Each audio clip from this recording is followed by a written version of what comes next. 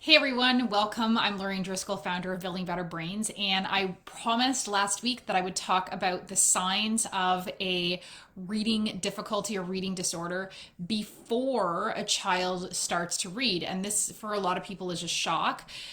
We seem to think that there needs to be a crisis or that someone has to be doing horribly and getting terrible grades to be able to identify a reading difficulty. But actually, because reading difficulties are a whole body, whole brain disorder, there are a lot of signs that fall under many different categories, and I'll explain that in a minute, in terms of being aware that there is most likely going to be a reading disorder. And in fact, the research shows, as I mentioned before, that dyslexia is diagnosable with 95% accuracy at age 5.5. And I'm going to argue, as would many other consultants, experts, professionals in this field, that many other disorders are screenable or diagnosable at a very early age as well, right? We all know early intervention is key.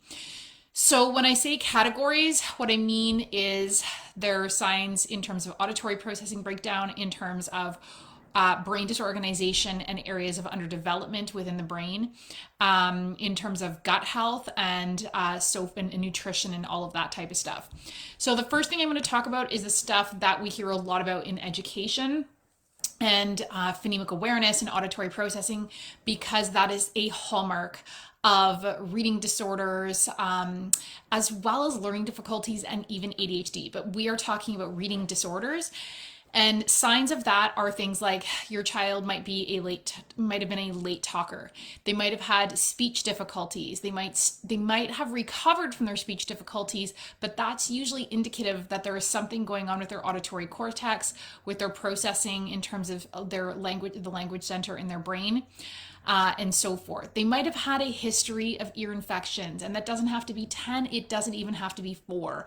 I've worked with kids who have only had one ear infection, and that's enough to damage the cilia, the little tiny hairs in the ear that to affect the way that sounds are processed can cause a breakdown with phonemic awareness.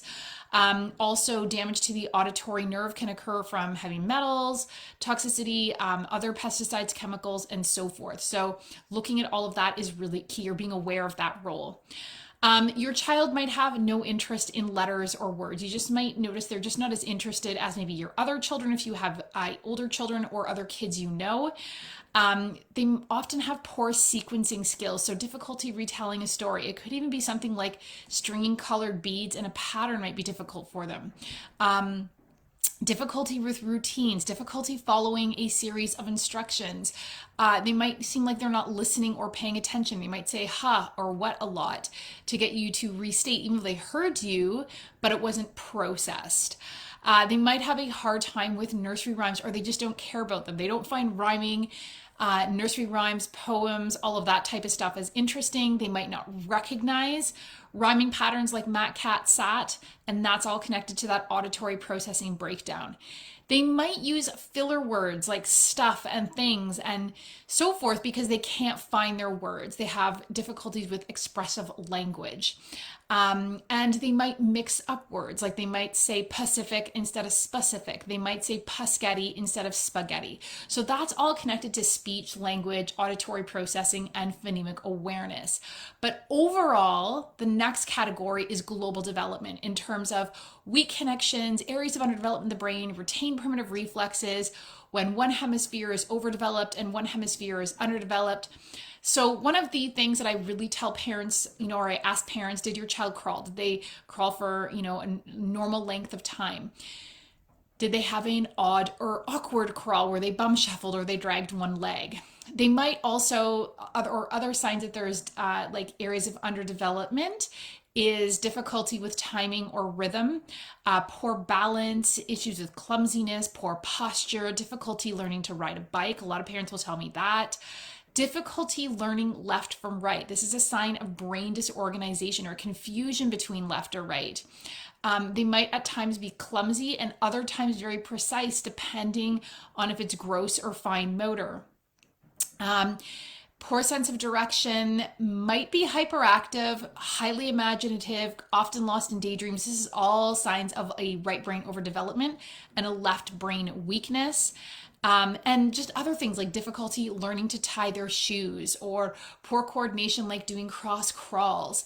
It could be any of that type of stuff. It could be all of the above. Usually it's not all of the above, some of the above, depending on the severity. But those are all indications the brain is disorganized and there are weak connections. What the research has found is that kids who have difficulties tend to have less connections and in the wrong places, and I'll talk about that another day, what that really means, and compared to neurotypical kids who have more connections and in the right place or the most efficient places. So the biology of learning is something I like to talk about. In terms of the biology of learning, it's not something that is typically talked about in education. You won't see this in a typical dyslexia screening, but in the world of functional neurology, as well as integrative nutrition and health, these, the list I'm going to quickly go through are all signs that there is this gut brain disruption. There could be inflammation in the brain because of things like food sensitivities, toxicity, gut issues, or nutrient deficiencies. So things like picky eater, right? I talk about this a lot. A lot of my kids are picky eaters. This can happen because of poor gut health, nutritional deficiencies. It can happen because of brain disorganization. Other things are like gut issues. Was your child colicky as a baby? Did they have issues with constipation or diarrhea? Maybe they still do. Do they have eczema or other skin issues like psoriasis, bad acne in general, are all signs of gut issues, among other things.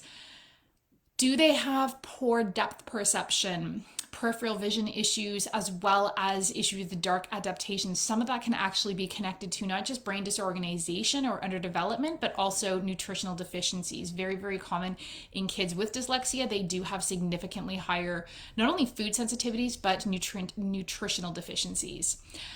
Do they forget the names of friends, teachers, colors? So poor memory can be connected to obviously brain organization and brain development, but it can also be connected to, again, like brain fog caused by toxicity, gut issues, as well as nutritional deficiencies. Are they sick more often compared to other kids? Some kids have hyperimmunity where they are rarely sick.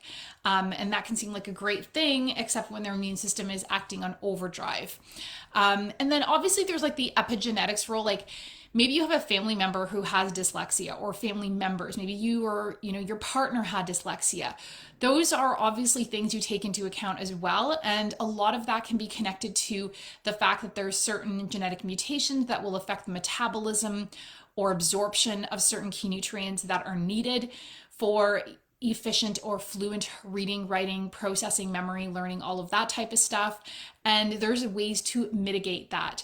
So let me know in the comments below, did your child have any of these signs with dyslexia, or with, or I should say early in development that is connected to dyslexia or reading difficulties?